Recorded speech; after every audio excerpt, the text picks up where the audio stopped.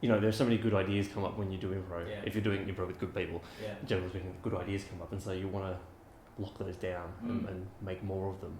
I've done 11 or 12 comedy festival shows and 8 or 9 fringe festival shows. Right. Obviously, the biggest thing would be the Anarchist Guild social committee. Look, it's really not that hard to come up with sketches in many respects. If you've got good people, it's really not that hard. Yeah. So the workload wasn't too great for any individual, and that was the important part of that. Yeah. But yeah, I think, because there are improv nights all over in Melbourne right now. I can think of 3 or 4 that happen on a regular basis.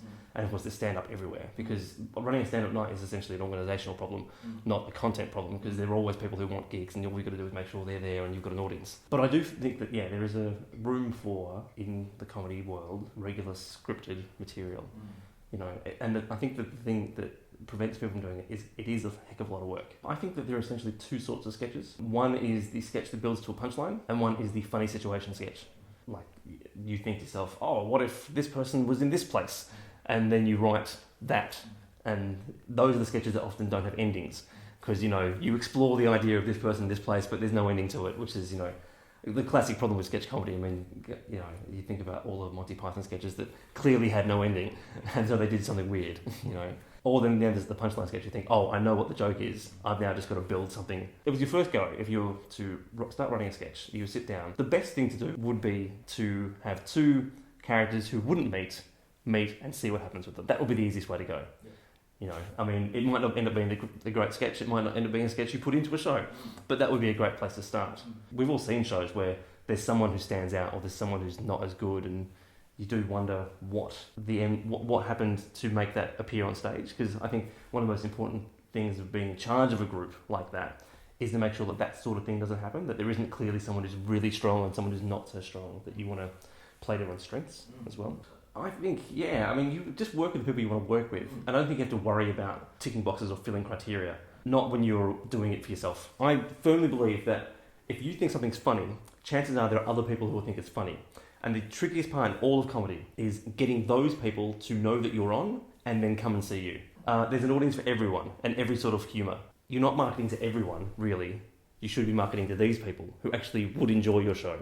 Because if you market to everyone, you get these people to come along who won't enjoy your show. No matter how good you are, it just won't be their thing, and which is fine. That's no one's fault. So you've got to do comedy that you want to do, especially because you don't make any money out of comedy, do you? I mean, people do. Good luck to them. But over the course of 15 odd years, I haven't made very much money out of comedy. I've made some, and it's been great, but not heaps.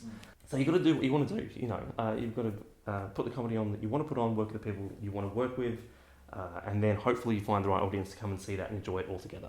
You rehearse something so many times that you've kind of... You have no idea if it's funny anymore. No idea if it's funny. Yeah, absolutely. It happens to every show, always and ever. I directed 2 shows in the Comedy Festival this year. One was stand-up and one was sort of narrative, musical sort of thing. They both had periods where they went, I have no idea if this is good anymore. And part of the responsibility of being the person in charge of any show, whether it be sketch or whatever, is...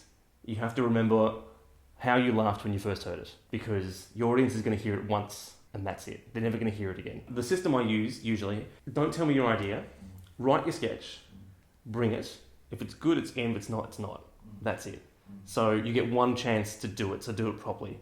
It's not, I have this idea for a sketch, and then you go away and write it, and then you bring it back, and then we work on it. There's none of that. There's no time, usually, for that sort of thing. Especially in the context of the Anarchist Guild, we didn't have time to go... that's a good sketch, but it's not quite there yet. If that was the case, and if it didn't get in, I would sometimes say to someone, try again, pitch it again next month, bring it again next month. It might make the cut next month if you want to fiddle with it or whatever. We cut a lot of sketches that were really good sketches that would have been in shows, but there were 12 sketches that were better. And then, you also try and find the balance of making sure everyone gets something in, so everyone has that investment. Yeah. Because, you don't want someone sitting there who hasn't had a sketch in for 3 months, throwing sketches on the pile, and not doing, eventually one of their things is going to have to go in, just to keep everything flowing smoothly. But then you've got the trouble of who do you put in it, that could change it, like you say, and where do you put it in the show, like the order of the sketches makes... Why does that make... Why is that? Oh, if you can't put 2 sketches that are too similar next to each other, probably. Yeah. There are probably times when you probably could. And then just practical reasons. If these 3 people are in this sketch, and then the next sketch has the same 3 people in it, but they've all got to get changed, you've got to think about that sort of thing. there's time between those two things. So you've got to put something in between that so that they can get changed, which involves other people, which is probably a different sketch, which is a different thing, and blah, blah, blah. Yeah. Well, if you do a sketch show, you should have a director. There's got to be someone who has final say on things, because it's all well and good to work as a group, and say everyone's got equal whatever, but you eventually got to have someone go, we're doing that, and not that, you're doing it here, you're doing it there. It's got to happen, because you could have this discussion about whether or not you're going to do these things all day long. You have to make decisions. And so I firmly believe it's better to have one person make those decisions, because then they can be good and bad. Because you could negotiate everything, but that'd take a long time. As a director myself, I'm not really a director, I'm more a coach. I don't consider myself a director, I'm just a coordinator of people who then makes decisions when people need them made and motivates people to do their best work. And that goes back to what we were saying earlier, you've got to get the right people, because all you got to do then is rev them up and send them out, and you're fine. And you look clever then, because they're doing good work on your behalf, essentially. So I really do firmly believe you've got to have someone who can stand outside and look and do things and shift pieces around. Yeah, that's, you see so many shows that you think, I know you've had someone come in and help you out, but you really needed someone to be able to see the big picture, of what you're doing. Yeah. Because it's so easy you get lost in, look, producing is a full-time job, directing is a full-time job, writing is a full-time job, performing is a full-time job. I see people in the comedy festival who are doing all four of those things with their show, doing everything by themselves. Yeah. And I think to myself, one of those things is enough for you to have had a full, stressful festival, but you're trying to do all four of them by yourself. That's crazy talk. So you do all four of them, a quarter of each of them, essentially, in the end. That doesn't include publicity, which is another full-time problem. So I really do believe in, dividing jobs up and making sure that everyone, like in sketch comedy shows I do, the performers have to write things, learn lines, and perform them. That's all they have to do. I don't even like them, I ask them before we start, please send out messages to your people, but that's the end of your responsibilities as far as publicity is concerned. You don't have to get the props yourself. We'll get them. As long as you turn up on time to the right places at the right times and know what you're doing, I'm fine. I'll worry about everything else. Oh, you just want people to have fun as well.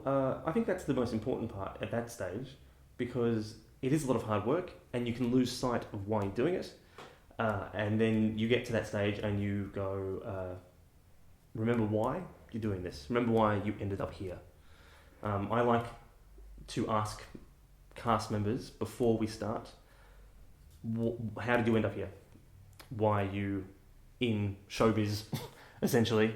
So that they are forced to remember why they started doing it, and so it puts what they're doing in that moment in context. It flows. They don't suddenly go, oh my God, you're right, why am I here? They can connect the two things, and that way everyone else understands. I like to do it in get people in a circle and ask them, so everyone else knows why everyone else is there. And so then you can go out, and with that in mind, you can have fun together.